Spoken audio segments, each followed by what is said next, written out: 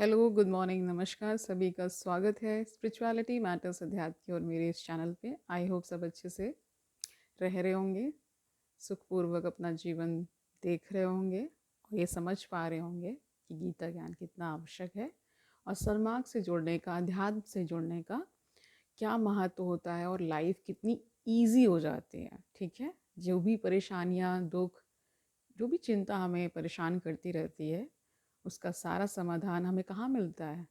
ऐसे ही आध्यात्मिक ग्रंथों में। तो हमने श्रीमद् भगवद गीता शुरू किया था, अध्याय 9वां चल रहा है, जिसका शीर्षक परम गुह ज्ञान है। अभी तक हमने 26 श्लोक कर लिए, आज 29 तक करेंगे, 27, 28 और 29। शुरू करें आज का सेशन, लेट्स गेट स्टार्टेड। तो 27वां श्लोक देखिए, यत करोषि यत अश्नासि यत जुहोसी। जुहोसी का अर्थ है यहाँ पे अर्पित करते हो ना। ददासी यत यत तपस्यसि कौन्तेय तत् कुरुष मत अर्पणम। तो इसका अर्थ देखिए, हे कुंती पुत्र, तुम जो कुछ करते हो, जो कुछ खाते हो, जो कुछ अर्पित करते हो या दान देते हो और जो भी तपस्या करते हो, उसे मुझे अर्पित करते हुए करो। ठीक है, इसका तात्पर्य देखिए, इस प्रकार यह प्रत्येक व्यक्ति का कर्तव्य है कि अपने जीवन को इस प्रकार ढाले कि वह किसी भी दिशा में कृष्ण को ना भूल सके। प्रत्येक व्यक्ति को अपने जीवन निर्वाह के लिए कर्म करना पड़ता है और कृष्ण यहाँ पर आदेश देते हैं कि हर व्यक्ति उनके लिए ही कर्म करे, यानी जो भी कर्म कर रहे हैं सारा कुछ प्रभु को समर्पित कर दीजिए, सब अच्छा होगा। ठीक है, प्रत्येक व्यक्ति को जीवित रहने के लिए कुछ ना कुछ खाना पड़ता है, अतः उसे चाहिए कि कृष्ण को अर्पित भोजन के उच्छिष्ट को ग्रहण करे। प्रत्येक व्यक्ति को कुछ ना कुछ धार्मिक अनुष्ठान करने होते हैं, अतः कृष्ण की संस्तुति है, इसे मेरे हेतु करो। भगवान कह रहे हैं इसे मेरे हेतु करो, यही अर्चन है। प्रत्येक व्यक्ति कुछ ना कुछ दान देता है, अतः कृष्ण कहते हैं मुझे या मुझे दो, जिसका अर्थ यह है कि अधिक धन का उपयोग कृष्ण भावनामृत आंदोलन की उन्नति के लिए करो। आजकल लोग ध्यान विधि के प्रति विशेष रुचि दिखाते हैं, यद्यपि इस युग के लिए यह व्यवहारिक नहीं है, किंतु यदि कोई 24 घंटे हरे कृष्ण का जप अपनी माला में करे तो वह निश्चित रूप से महानतम ध्यानी तथा योगी है, जिसकी पुष्टि भगवत गीता के 6ठे अध्याय में की गई है। 28वां श्लोक देखिए, शुभ अशुभ फले एवं मोक्ष से कर्म बंधने संन्यास योग युक्त आत्मा विमुक्त माम उपेश्यसी। उपेश्यसी का अर्थ होता है प्राप्त होगे। ठीक है, इसका अर्थ देख लीजिए, इस तरह तुम कर्म के बंधन तथा इसके शुभ अशुभ फलों से मुक्त हो सकोगे। इस संन्यास योग में अपने चित्त को स्थिर करके तुम मुक्त होकर मेरे पास आ सकोगे। ठीक है, इसका तात्पर्य देखिए, गुरु के निर्देशन में कृष्ण भावनामृत में रहकर कर्म करने को युक्त कहते हैं। परिभाषिक शब्द युक्त वैराग्य है। श्री रूप गोस्वामी ने इसकी व्याख्या इस प्रकार की है। तो कहाँ से ये व्याख्या आ रही है? भक्ति रसामृत से आ रही है। ठीक है, क्या बता रहे हैं? श्री रूप गोस्वामी कहते हैं कि जब तक हम इस जगत में हैं तब तक हमें कर्म करना पड़ता है और कह रहे हैं कि हम कर्म करना बंद नहीं कर सकते।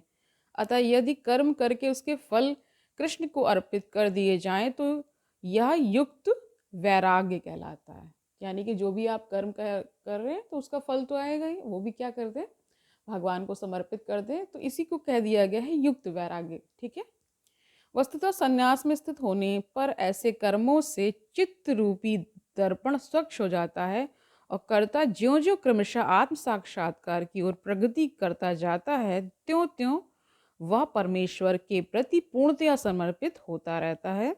अतएव अंत में वह मुक्त हो जाता है और यह मुक्ति भी विशिष्ट होती है। इस मुक्ति से वह ब्रह्म ज्योति में तदाकार नहीं होता, अपितु भगवत धाम में प्रवेश करता है। यहाँ स्पष्ट उल्लेख है, क्या बता रहे? माम उपेश्यसी, वह मेरे पास आता है, अर्थात मेरे धाम वापस आता है। मुक्ति की 5 विभिन्न अवस्थाएं हैं और यहाँ यह स्पष्ट किया गया है कि जो भक्त जीवन भर परमेश्वर के निर्देशन में रहता है वह ऐसी अवस्था को प्राप्त हुआ रहता है जहाँ से वह शरीर त्यागने के बाद भगवत धाम जा सकता है और भगवान की प्रत्यक्ष संगति में रह सकता है। ठीक है, भगवान के साथ ही रह सकता है, ऐसा बताया जा रहा है। ठीक है, जिस व्यक्ति में अपने जीवन को भगवत सेवा में रत रखने के अतिरिक्त अन्य कोई रुचि नहीं होती वही वास्तविक सन्यासी है। सन्यासी की परिभाषा भी यहाँ पे क्लियर हो गई कि भगवत सेवा में ही पूरा जीवन व्यतीत करते हैं जो लोग, वही वास्तविक में सन्यासी हैं। ऐसा व्यक्ति भगवान की परम इच्छा पर आश्रित रहते हुए अपने को उनका नित्य दास मानता है, अतः वह जो कुछ करता है भगवान के लाभ के लिए करता है। वह जो कुछ कर्म करता है भगवान की सेवा करने के लिए करता है। वह सकाम कर्मों या वेद वर्णित कर्तव्यों पर ध्यान नहीं देता। सामान्य मनुष्यों के लिए वेद वर्णित कर्तव्यों को संपन्न करना अनिवार्य होता है, किंतु शुद्ध भक्त भगवान की सेवा में पूर्णतः रत होकर भी कभी कभी वेदों द्वारा अनुमोदित कर्तव्यों का विरोध करता प्रतीत होता है, जो वस्तुतः विरोध नहीं है।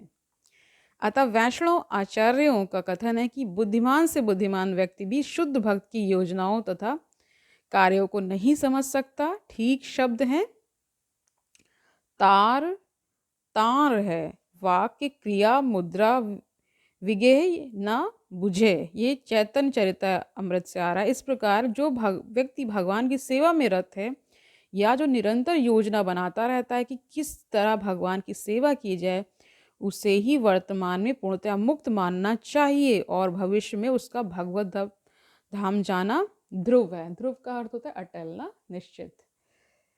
जिस प्रकार कृष्ण आलोचना से परे हैं उसी प्रकार वह भक्त भी सारी भौतिक आलोचना से परे हो जाता है। 29वां श्लोक देखिए, समा अहम सर्वभूतेषु न मे द्वेषः यानी द्वेषपूर्ण अस्ति न प्रियः ये भजन्ति तू माम भक्त्या मयि ते तेषु च अपि अहम। इसका अर्थ देखिए, मैं ना तो किसी से द्वेष करता हूँ ना किसी के साथ पक्षपात करता हूँ, मैं सबों के लिए संभाव हूँ, किंतु जो भी भक्ति पूर्वक मेरी सेवा करता है वह मेरा मित्र है, मुझ में स्थित रहता है और मैं भी उसका मित्र हूँ। तो यहाँ भगवान ने खुद को मित्र बता दिया है। ठीक है, इसका तात्पर्य देखिए, यहाँ यह प्रश्न किया जा सकता है कि जब कृष्ण का सबों के लिए संभाव है और उनका कोई विशिष्ट मित्र नहीं है, तो फिर वे उन भक्तों में विशेष रुचि क्यों लेते हैं जो उनकी दिव्य सेवा में सदैव लगे रहते हैं, ये प्रश्न कर रहे हैं। किंतु यह भेदभाव नहीं है, यह तो सहज है। इस जगत में हो सकता है कि कोई व्यक्ति अत्यंत उपकारी हो, किंतु तो भी वो अपनी संतानों में विशेष रुचि लेता है। भगवान का कहना है कि प्रत्येक जीव चाहे वह जिस योनि का हो उनका पुत्र है, अतः वे हर एक को जीवन की आवश्यक वस्तुएं प्रदान करते हैं। वे उस बादल के सदृश हैं जो सबों के ऊपर जल वृष्टि करता है, चाहे यह वृष्टि चट्टान पर हो या स्थल पर हो या जल में हो, किंतु भगवान अपने भक्तों का विशेष ध्यान रखते हैं। तो यहाँ पे भक्तों के लिए विशेष अनुकंपा है। ठीक है, ऐसे ही भक्तों का यहाँ उल्लेख हुआ है। वे सदैव कृष्ण भावनामृत में रहते हैं, फलतः वे निरंतर कृष्ण में लीन रहते हैं। कृष्ण भावनामृत शब्द ही बताता है कि जो लोग ऐसे भावनामृत में रहते हैं वे सजीव आध्यात्मवादी हैं और उन्हीं में स्थित हैं। भगवान यहाँ स्पष्ट रूप से कहते हैं मयि ते, अर्थात वे मुझ में हैं, फलतः भगवान भी उनमें हैं। इससे ये यथा माम प्रपद्यन्ते तां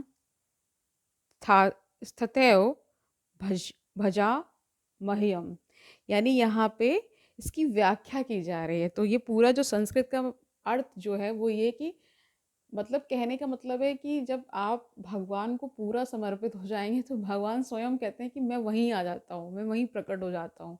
ठीक है, आपको पता चले या ना पता चले। तो ये माम प्रपद्यन्ते तां स्थातयो भजा मह्यम की व्याख्या भी की जाती है। जो कह रहे हैं कि जो भी मेरी शरण में आ जाता है उसकी मैं उसी रूप में रखवाली करता हूँ। ओके, समझ पा रहे हैं? यह दिव्य आदान प्रदान भाव विद्यमान रहता है क्योंकि भक्त तथा भगवान दोनों सचेतन है। जब हीरे को सोने की अंगूठी में जड़ दिया जाता है तो वह अत्यंत सुंदर लगता है। इससे सोने की महिमा बढ़ती है, किंतु साथ ही हीरे की भी महिमा बढ़ती है। भगवान तथा जीव निरंतर चमकते रहते हैं और जब कोई जीव भगवान की सेवा में प्रवृत्त होता है तो वह सोने की भांति दिखता है, भगवान हीरे के समान है। अतः यह संयोग अति उत्तम होता है। शुद्ध अवस्था में जीव भक्त कहलाते हैं। ठीक है, परमेश्वर अपने भक्तों के भी भक्त बन जाते हैं। यदि भगवान तथा भक्त में आदान प्रदान का भाव ना रहे तो सगुणवादी जो हैं दर्शन ही ना करें। मायावादी दर्शन में परमेश्वर तथा जीव के मध्य ऐसा आदान प्रदान का भाव नहीं मिलता, किंतु सगुणवादी दर्शन में ऐसा होता है। प्रायः यह दृष्टांत दिया जाता है कि भगवान कल्प वृक्ष के समान है और मनुष्य इस वृक्ष से जो भी कुछ मांगता है भगवान उसकी पूर्ति करते हैं। किंतु यहाँ पर जो व्याख्या दी गई है वह अधिक पूर्ण है।